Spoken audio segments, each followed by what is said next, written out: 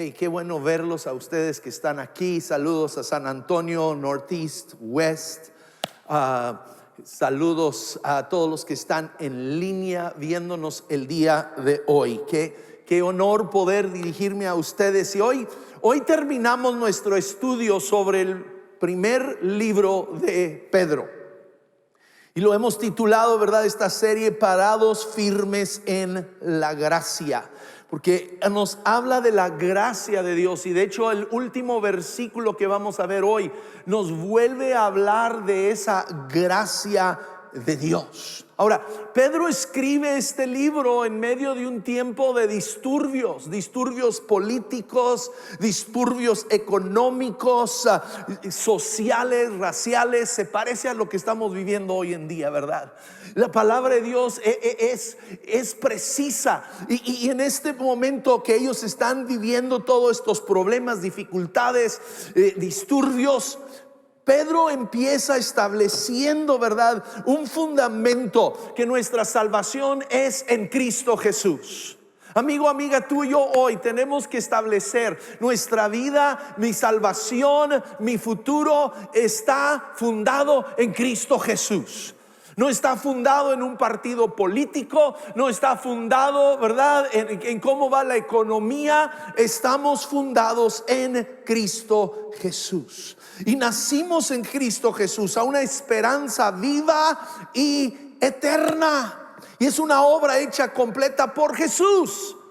No es algo que tú y yo tenemos que hacer, Él lo ha hecho completo en nosotros. Ahora, Él nos llama a una responsabilidad. ¿Sí? Él nos llama a vivir una vida de santidad. ¿Qué significa eso? No es una vida perfecta, sino es una vida apartada para Dios. ¿Ves? Tú y yo ya no nos pertenecemos a nosotros mismos. Dios a ti y a mí nos compró con el precio de su Hijo amado Jesucristo. Entonces tú y yo pertenecemos a Dios. Entonces mi vida, todo lo que hago es para Él. Vivo para Él, no para mí mismo. Y somos llamados a un amor fraternal y a un crecimiento espiritual. Somos llamados, ¿verdad?, a honrar las autoridades civiles. Nuestras elecciones, tú y yo vamos, no importa quién queda como presidente, vamos a orar por él, vamos a bendecir su vida y vamos a orar que Dios sea el que dirige sus decisiones y sus pasos. Y honramos. Y luego Pedro tomó todo un capítulo para hablarnos, ¿verdad?, del matrimonio, del hogar. Tenemos que luchar por nuestras familias hoy más que nunca. Tenemos hombres, esposos, esposas, hijos, padres. Tenemos que luchar por el hogar. Y llegamos al último capítulo, capítulo 5. Y hoy terminamos allí. Y este capítulo, Pedro nos está llamando a ti y a mí a ser líderes. Él nos está llamando a ser líderes. Cada uno de nosotros, no importa tu título, no importa tu posición, ¿verdad?, tú y yo hemos sido llamados por Dios a ser líderes. Perdón, ya me adelanté. ¿Okay? Y nos dice, ahora una palabra para ustedes los ancianos en las iglesias. Tranquilos, ok, no está hablando a todos, no te está diciendo viejito, no, ok. También soy, dice, un anciano y testigo de los sufrimientos de Cristo. Yo también voy a participar de su gloria cuando Él sea revelado a todo el mundo. Como anciano igual que ustedes, les ruego. Pedro hoy nos está rogando a ti y a mí: cuiden del rebaño que Dios les ha encomendado. Háganlo con gusto, no de mala gana, ni por el beneficio personal que pueden obtener de ellos, sino porque están deseosos de servir a Dios. Pedro nos está diciendo, cada uno de nosotros, Dios nos ha dado liderazgo, Dios nos ha dado influencia, sea sobre tu familia, sea sobre tus compañeros en el trabajo. Muchas veces pensamos que los líderes solo son aquellos, ¿verdad?, que tienen una posición política o tienen una posición de autoridad en la empresa, en el trabajo. Pero Dios a cada uno de nosotros nos llama a ser líderes y usar nuestra influencia para el bien. Desde Génesis 1, cuando Dios te creó a ti y a mí, nos creó con liderazgo dentro de nosotros. Él dice, Génesis 1:26, dice, Dios dijo, hagamos a los seres humanos a nuestra imagen, para que sean como nosotros, que ellos reinarán. Verso 27, Dios los creó a los seres humanos a su propia imagen, a imagen de Dios los creó, hombre y mujer. Esto no es nomás para hombres, es mujeres, es jóvenes, los creó. Y luego Dios los bendijo con las siguientes palabras: sean fructíferos, multiplíquense, llenen la tierra y gobiernen sobre ello. Dios nos llama a ti y a mí a ser buenos administradores en donde Él nos ha puesto. En nuestros hogares, en nuestros trabajos, en nuestras escuelas, en donde estemos, Dios nos ha puesto para ser una influencia desde la creación. Ahora, Dios nos llama a ser líderes, y ahora Pedro nos va a decir qué tipo de líder tú y yo debemos de ser. Y nos dice, no abusen de la autoridad que tienen sobre los que están a su cargo, sino guíenlos con su buen ¿qué? Ejemplo. Con su buen ejemplo. Así cuando venga el gran pastor recibirán una corona de gloria y honor eterno. Es un líder. Un verdadero líder no es alguien que nomás se para y da órdenes. Haz esto, haz aquello, tráeme, hágame. Y a su esposa, señores, ¿cuántos de ustedes? Vieja, tráigame, hágame, bla, bla. Eso no es ser un líder. Eso no es ser un líder en tu hogar, en tu casa. Un líder guía con su ejemplo. Tenemos que guiar con nuestro ejemplo. Recuerdo de joven, ¿verdad? Todavía lo recuerdo, ¿ok? De joven y los entrenadores, en veces de fútbol americano, barriga hasta acá de cerveza y un puro en la mano, y diciéndonos a los chicos, no fumen ni tomen. ¿Y qué es eso? Nos dicen, no hagan lo que yo estoy haciendo. Un buen líder no hace eso. Un buen líder vive lo que está pidiendo. Un buen líder, su vida es el ejemplo de un liderazgo. El líder va por delante. Tristemente, por eso nos acusan muchas veces a los cristianos de ser hipócritas, porque hemos sido muy buenos para hablar y decirle a la gente cómo deben de vivir, pero no lo hemos vivido. Y es tiempo que dejemos de hablar tanto y empecemos a vivirlo.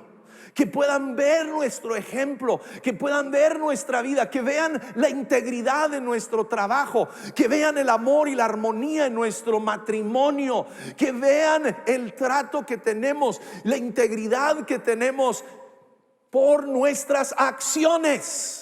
Cada uno de nosotros, en la escuela, en el trabajo, en el hogar, con los amigos, vamos siendo un ejemplo. Pablo nos declara, ¿verdad? En 1 Corintios 11:1 dice, imítenme a mí como yo imito a Cristo.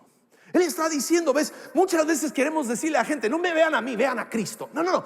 ¿Saben cómo van a ver a Cristo? En ti y en mí. Ellos tienen que ver a Cristo en carne y hueso, a través de nuestra manera de vivir y de actuar y de comportarnos, en la manera que hablamos los unos con los otros. Seamos un ejemplo en nuestro hablar. Que no estemos aquí el domingo en la mañana, amén, aleluya, gloria a Dios, a su nombre, y luego el lunes ¿sí me explico? ¿Me entienden? No. Mi manera de hablar el lunes en el trabajo va a reflejar a Cristo Jesús. La manera que hablo, la manera que con mi consumismo. La semana pasada, ¿verdad? Un servidor, me ausenté de venir el domingo por cuidarlos, ¿verdad? Entonces vi cómo la asistencia aquí bajó, pero ¿saben? En las tiendas estaban a reventar. Había filas. Entonces me dolió tanto, dije, el Dios de esta nación no es Cristo Jesús, es el consumismo. Es el consumismo.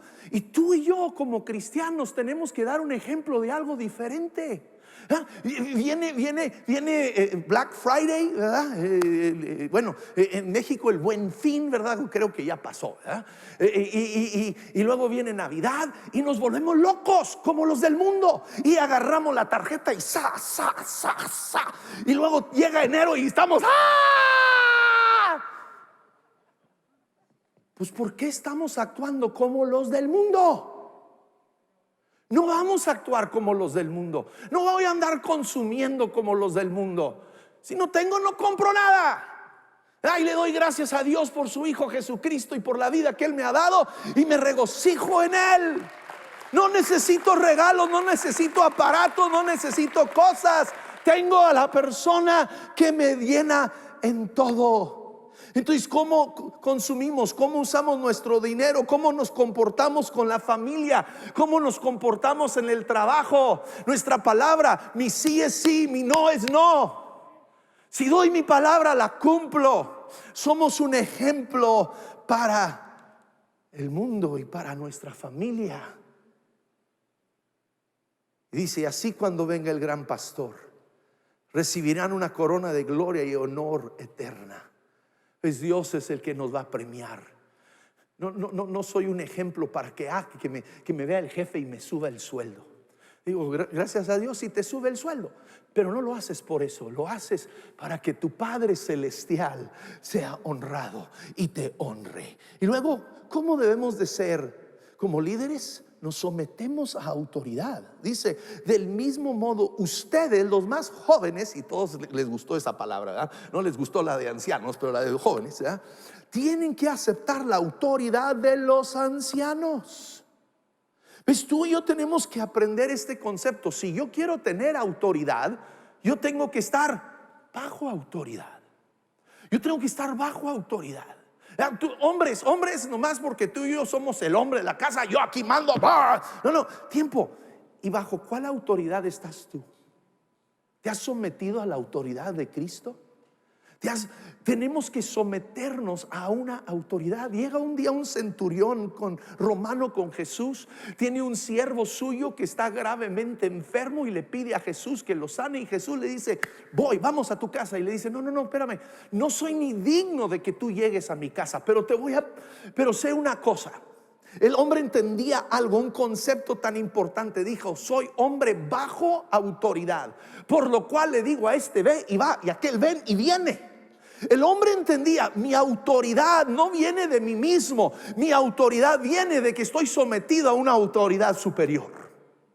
Y tú y yo, si queremos autoridad en nuestra vida, autoridad en nuestro trabajo, autoridad en nuestro hogar, en matrimonio, tú y yo tenemos que someternos a la autoridad superior de Dios.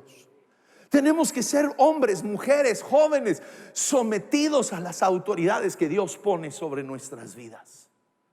Un día dos de los discípulos llegaron con Jesús. Bueno, más bien trajeron a su mamá. Así de hombres eran. Mamá. Trajeron a mamá con Jesús. Y Jesús le dice a la señora, sí, ¿qué es lo que quiere? Dice, es que quiero que cuando estén en tu reino, quiero que mis dos hijos se sienten a tu derecha y tu izquierda. Y ya los otros discípulos se enteran, ¿okay? El chisme corre rápido, ¿okay? El chisme corre rápido. Y se enfadan, se enojan, ¿verdad? ¿Cómo que ustedes? Mira. Y Jesús les dice, hey, tranquilos, en el mundo así es. En el mundo todos se andan peleando por ver quién es el jefe. Dice, pero en el reino de Dios es totalmente diferente.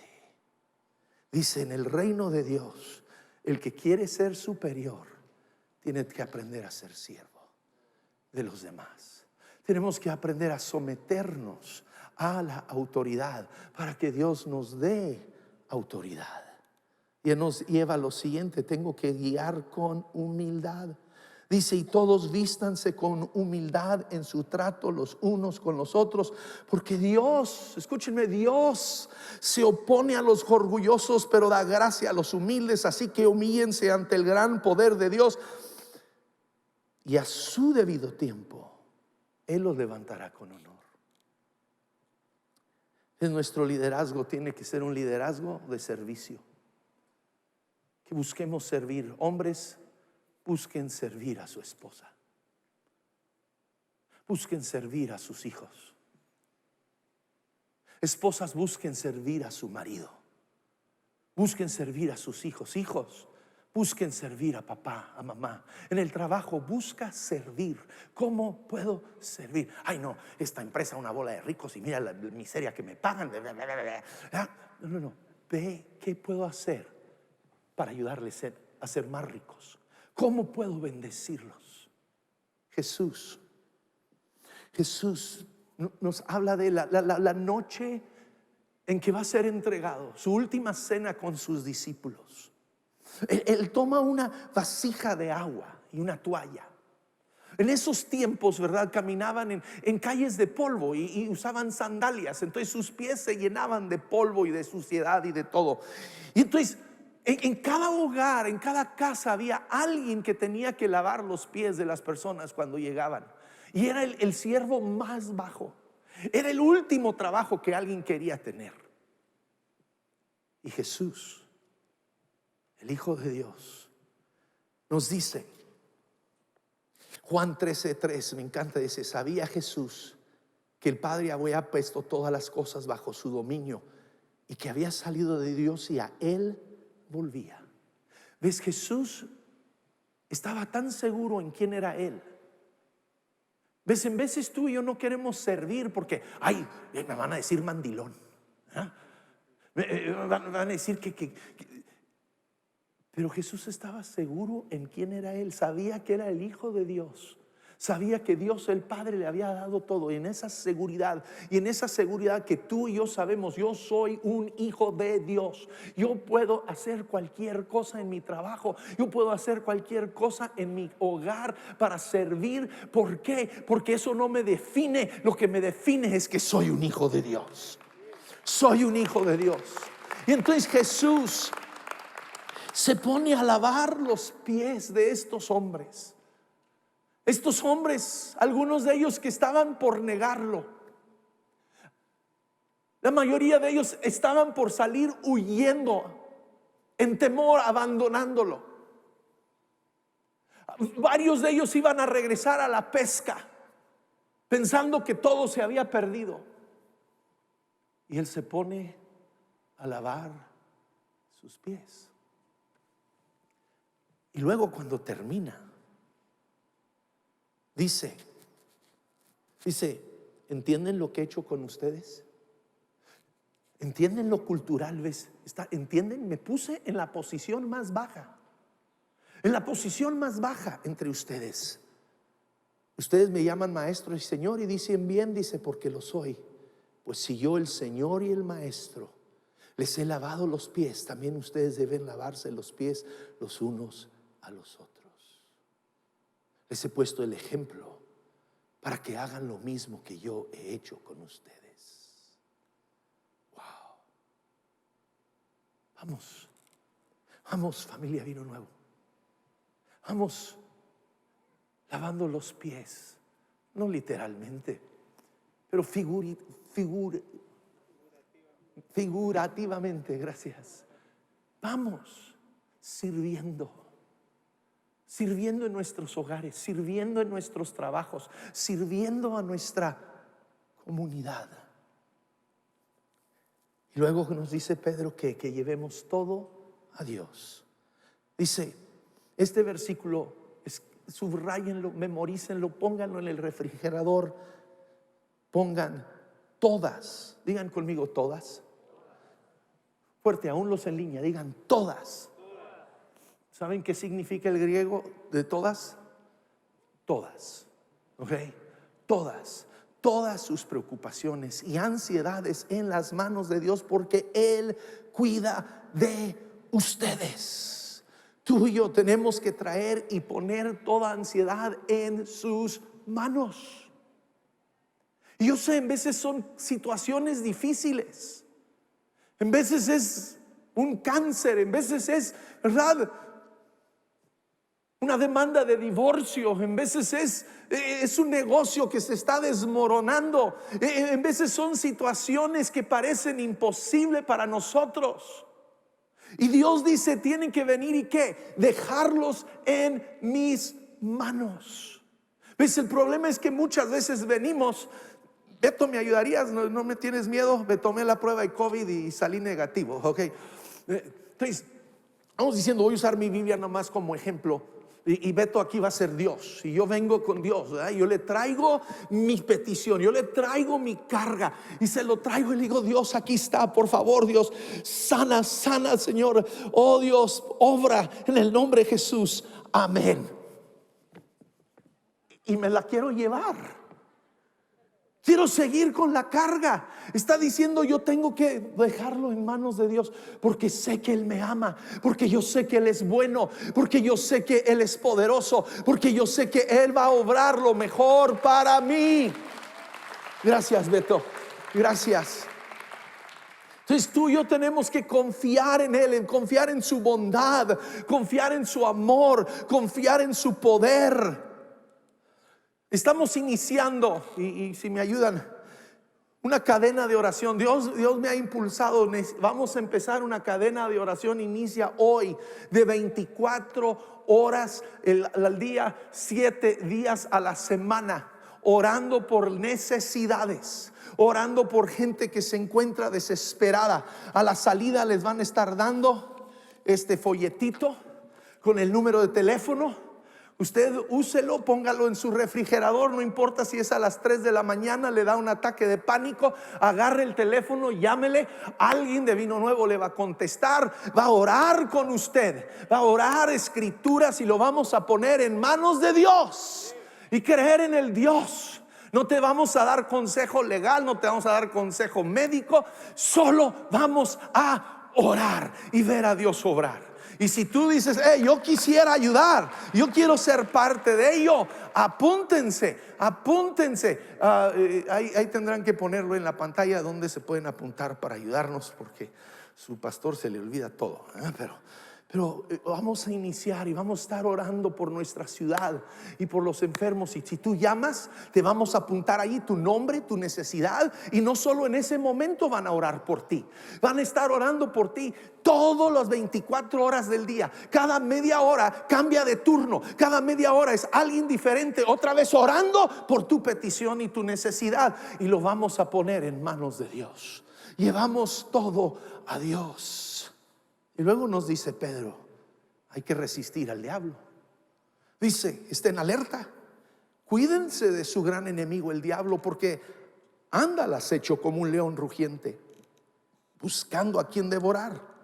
Pero manténganse firmes contra él y sean fuertes en su fe. Pues no nos dice teman al diablo, no. Nos dice hay que resistirlo. Hay que resistirlo. Ahora no es ir a andar buscando donde hay un demonio, sal. No, tranquilo, dejen de estar. Jesús nunca anduvo buscando a los demonios. Él hacía lo suyo y los demonios saltaban y él los expulsaba. Pero él no andaba buscando de todos lados a ver dónde hay un demonio. Usted deje de andar buscando demonios, pero resiste al diablo. Nos dice Santiago 4:7, sométanse a Dios, resistan al diablo y él huirá de ustedes. ¿Cómo lo resistimos? Con esta palabra de Dios. Nos paramos sobre esta promesa. Y cuando viene la tormenta y cuando el enemigo ruge, tú y yo nos decimos, escrito está. Escrito está. Esta palabra de Dios, nos paramos sobre las promesas de Dios. Saben, nos dice aquí la escritura que en Cristo Jesús cada promesa que Dios nos ha hecho es sí y amén. Es sí y amén. Cada promesa, nos paramos sobre su palabra de Dios y no nos movemos de allí. Y luego, ¿qué nos dice Pedro? No estamos solos, dice, recuerden que su familia de creyentes en todo el mundo también están pasando por el mismo sufrimiento. Nos está diciendo, no estás solo, amigo, amiga, no estás solo. No tienes que luchar solo. Tú que me estás viendo en línea, no estás solo. Pero tienen que comunicarnos cuando necesitan oración, cuando necesitan ayuda. Dios no nos revela, Juan Pérez en la tal calle en esta casa tiene necesidad, ahí vamos. No. tenemos que hablar, tenemos que comunicar. No estás solo. Nos dice Eclesiastés, ¿verdad? Dice, mejores son dos que uno porque tienen mejor paga de su trabajo. Porque si cayeren el uno levantará a su compañero, pero ay del solo, que cuando cayere no habrá segundo que le levante. Amigos, escúchenme, familia Vino Nuevo, no están solos. Y por eso les vamos a estar dando este número de teléfono. Les vamos a estar dando también donde pueden escribir, y allá arriba nadie, pero también donde pueden escribir ayuda, y alguien lo llenan y se los enviamos. Ayuda, bueno, ayúdame Dios, porque estos allá arriba están dormidos. Oh Dios mío, Dios tenga compasión de nuestro departamento de media. Y luego, escuchen, los amamos. Pero todavía, ok, a ese número ponen vinonuevo.com/ayuda. Oh, ahí está, perdón, fui yo, culpa mía. Ok, ahí está. Ok, verso 10. En su bondad, escúchenme, en su bondad, Dios los llamó a ustedes a que participen de su gloria eterna por medio de ¿quién? De Cristo Jesús. Entonces, después de que hayan sufrido un poco de tiempo, Él los restaurará. Escúchame lo que Dios va a hacer. Jesús va a hacer, los restaurará, los sostendrá, los fortalecerá, los afirmará sobre un fundamento sólido. A Él sea todo el poder para siempre. Amén. ¿Qué nos está diciendo Pedro aquí? Mantén tus ojos sobre Jesús. En medio de la tormenta, en medio de la dificultad, en medio de toda circunstancia, no importa lo que sucede en el mundo, no importa lo que sucede en la política, no importa lo que suceda en el ámbito de salud o en la economía, mantén tus ojos en Jesús, porque Él es el que va a obrar en nuestras vidas. Ahora, ¿quién mejor para decírnoslo que Pedro? Porque Pedro es el que, se acuerdan, salta del barco y mientras tenía sus ojos en Jesús está caminando sobre el agua. Está haciendo algo humanamente imposible. Está caminando sobre el agua, está caminando sobre las olas, pero de repente se distrajo y empezó a ver la ola. Y empezó a ver los relámpagos y a sentir el viento, y quitó sus ojos de Jesús, y es cuando empezó a hundirse. Pero escúchenme, aún cuando él quitó sus ojos de Jesús y empezó a hundirse, Jesús ahí estaba para tomarlo. Jesús ahí estaba para tomarlo. No lo dejó ahogarse, no lo dejó morir. Estaba allí en el preciso momento. Entonces Pedro nos está diciendo: mantén los ojos en Jesús, porque Él nos va a restaurar, Él nos va a sostener, Él nos va a fortalecer y Él nos va a afirmar. Y termino. Verso 12. Pedro dice: les escribí, envié esta breve carta con la ayuda de Silas, a quien les encomiendo como un hermano fiel. Mi propósito al escribirles es alentarlos y asegurarles que por lo que están atravesando es en verdad parte de la gracia de Dios para ustedes. Manténganse firmes en esta gracia. Nos está diciendo: hey, sé que están pasando la difícil, sé que las cosas en el mundo parecen estar volteados de cabeza. Dice: sé lo que está sucediendo, Dios sabe lo que está sucediendo, pero dice: manténganse firmes en la gracia de Dios. Ahora, la gracia de Dios lo hemos malentendido tanto. La gracia de Dios no es hago lo que sea y Dios me perdona. No.